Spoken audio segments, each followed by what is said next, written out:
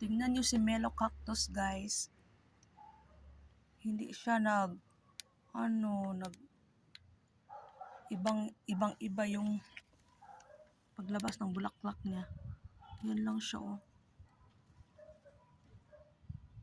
'Di ba yung bulaklak ng Melo Cactus is may crown siya.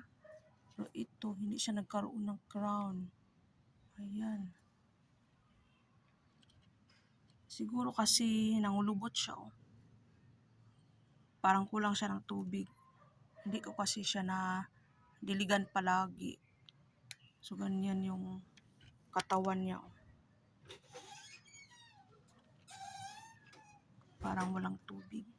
Sa anim na Melo Cactus, siya pa ang nagkaroon ng bulaklak. Ito yung isa, oh. Ang pangalawa. Ayan, ang pangatlo. 4, maraming fungus. Maraming fungus. Ayan, brasan ko pa yan para matanggal yung fungus nila. Ayan.